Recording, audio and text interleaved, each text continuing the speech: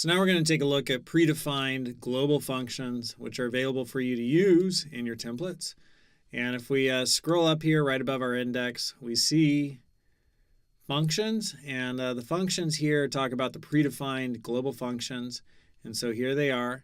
And some of the ones which I find most commonly coming up for me to use is index and. You also have or not, and printf is awesome. And then you have equality operators, so you could check equality in your templates, right? Like, totally cool. So you don't need to pass any functions in to use these. Those are already there. And I have a bunch of examples which will show us how they all work. So I'm just going to close all that. And done with that one, and here's the next one. And so here's how index works, right? So if I'm going to pass in a slice, so I'm passing in a slice of string, so that's what's being passed in. Pause the video if you want to take that in. And then here I could access by index position.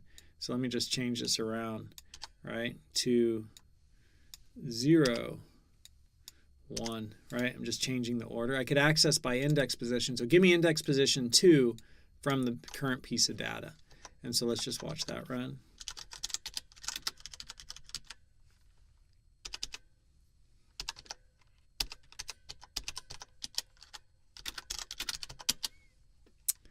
Two zero one. So flipped my data around, right? 201. So that's accessing by index position.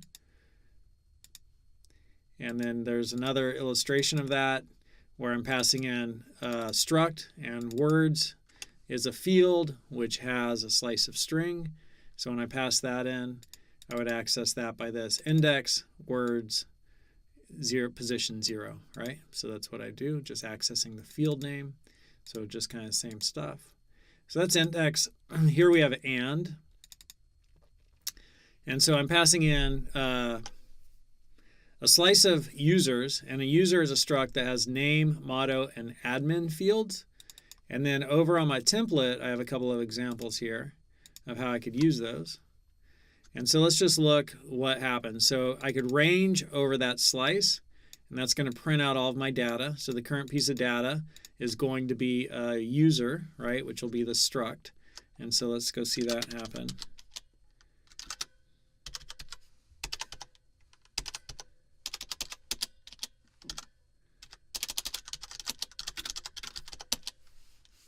Okay, cool.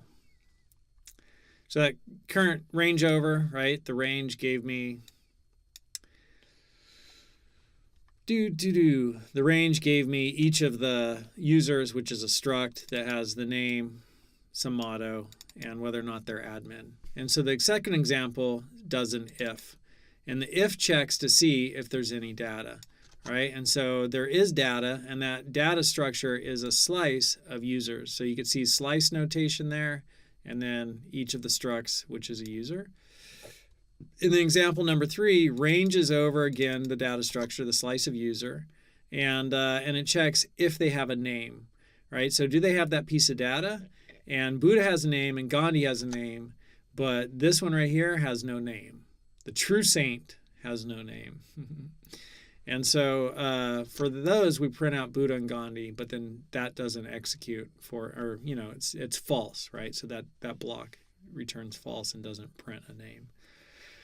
And then we have number 4, and number 4, it ranges over the current piece of data, and if and name and admin. So this is like, is name and admin true? Are name and admin true?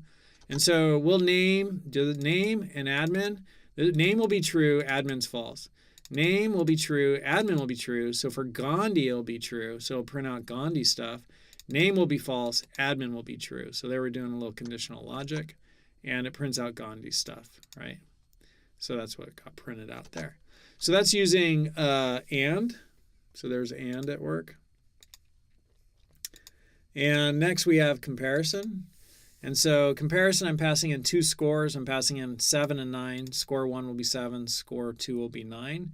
And in my template, I could check, hey, if score 1 is greater than score 2. So it's kind of funny. I think it'd be cool if it was like that, but it's not. So for whatever reason, they did it like that. And I'm sure there's a good reason. Some programming language I don't know probably follows that, which they do know. So if greater than, if less than, if equal, but it's checking if, one score is greater than, so you can see what it does.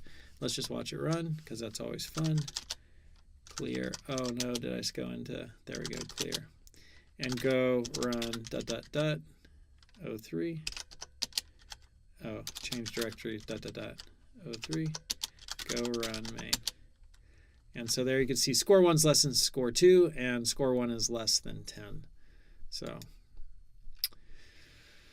all right, so that's using some of the predefined global functions, and I'll leave it to you to sort of explore the rest of them. And then in the next video, we're going to learn how to start modularizing our code and breaking our templates up so that we can take like one HTML page and break it up into a header section, a footer section that reappears at the top of every page, reappears at the bottom of every page, and then we could just do our body section. So we're going to learn how to start modularizing our code and breaking things up using nested templates.